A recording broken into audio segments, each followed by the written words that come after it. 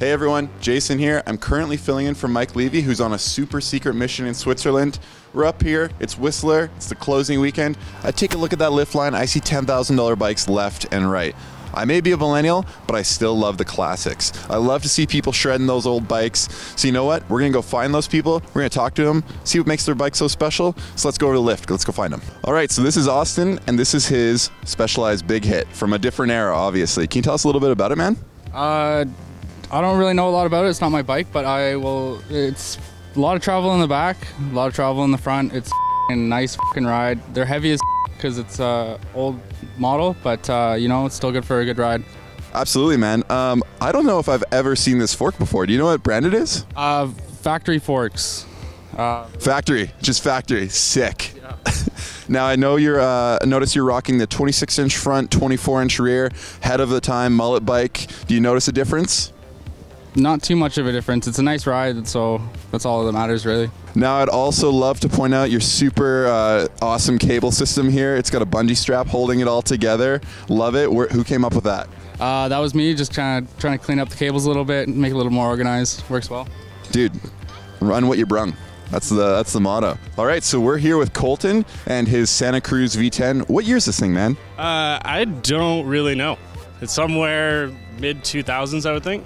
Can you give us a little rundown on what makes this thing special? Yeah, so this thing has been through, quite the few wrecks. I've been at the bike park a couple times. My buddy decided to hit crabapple on these, probably way before he was ready. The old 888 forks, so he landed way nose heavy, like past the halfway point on the one before the big one, and slammed the bars into the ground so hard that it sheared the two bolts coming up from the 888 fork into the stem, and twisted around, broke his nose and all that sort of stuff. So bars are still good though. They look great. Yeah. I think he had to extract them and then put two brand new bolts in there with, retap the holes and everything. Awesome, man. And then what do we have going on in the back end here? There's a bar holding the brake together. Do you know what that does? Yeah, so as you push down the suspension, you can see that you're rotating the brake caliper with the rear wheel, so you don't get that pedal jack that you're get on some of the different suspension designs. Nice. So is this bike going up there today? It's going to go shred? Yeah. So this has kind of become our loaner bike, So we have a buddy, I think it's his second time ever at the bike park riding it today. All right, so we are here with Sam and her Specialized Enduro. It's about 07 era. It's got a dual crown fork on it, way ahead of its time. Enduro bikes, now they have about that much travel, but with a single crown. Where'd you get it?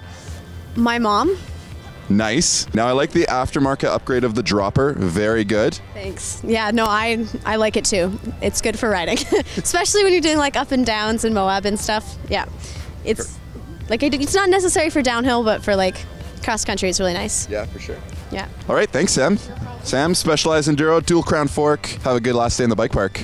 All right, so we just bumped into Val, and you have a Santa Cruz Driver 8, a bit of an older frame, but with some really nice shiny new bits on it. Can you tell us a bit about it? Yeah, I bought it new. I can't remember what year. What's your favorite thing about the bike? Actually, I'd have to say the fork. I love the Marcy 888. It is buttery smooth. AAA open bath damper, super easy to service. It's a good fork. I noticed the nice shiny new guide raw brakes on there. Well, sort of. Actually, the history behind that is the levers, of course, went because it's actually the 2008 codes, but added the guide levers because the originals, the seals went on it. A little bit of a factory setup there, a little bit of customization. I like it. How many more years are you still going to keep riding this thing? Until it falls apart. That is the correct attitude. You don't need a new bike every year. This thing is sick. All right, so we just pulled Dan out of the lineup here. Dan, you got a Stinky Supreme. Can you tell us a little bit about it? How old is it? It's 2005, so it's pretty ancient, but it still takes everything I throw at it, so it's been still rocking it.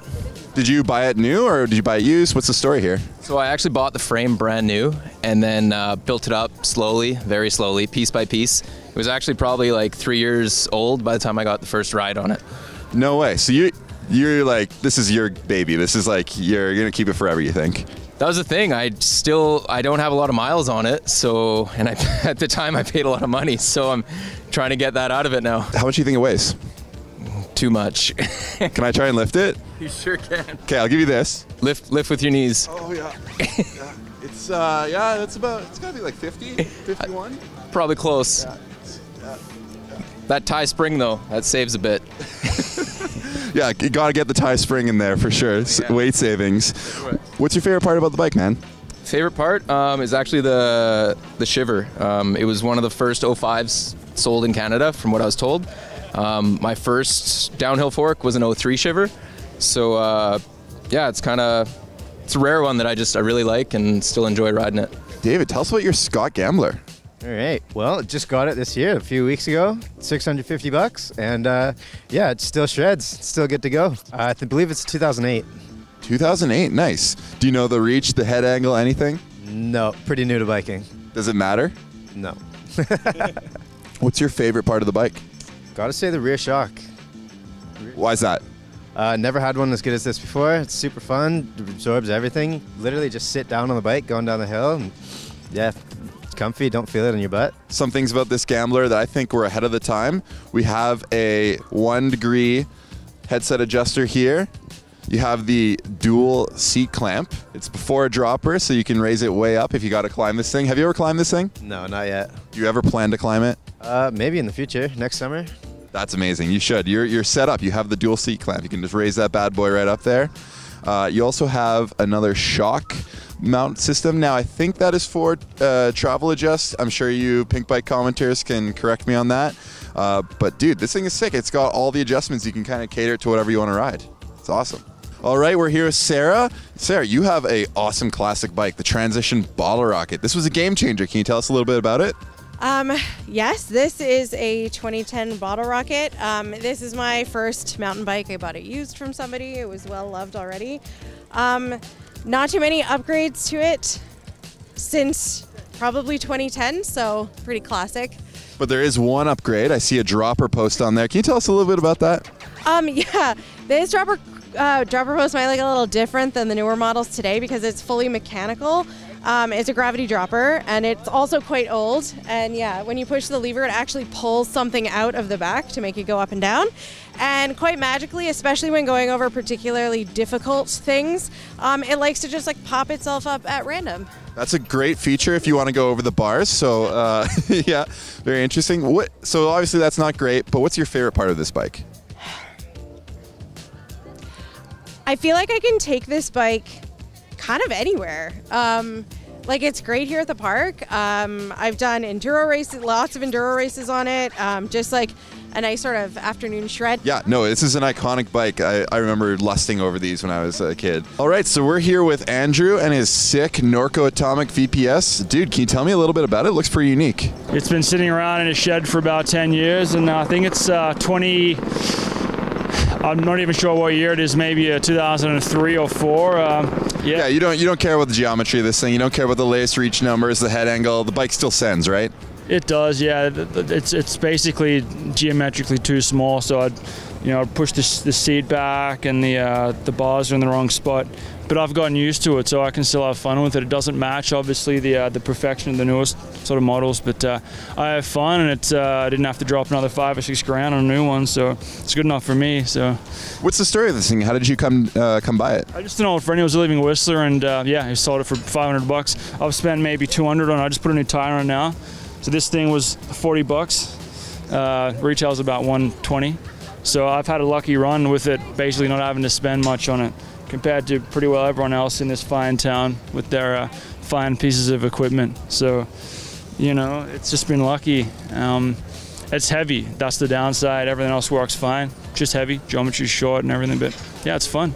That's awesome, man. It's awesome to see you shredding it. It looks clean. It's old, but it looks immaculate. Have fun out there, man. Last weekend at the bike park. Go get it.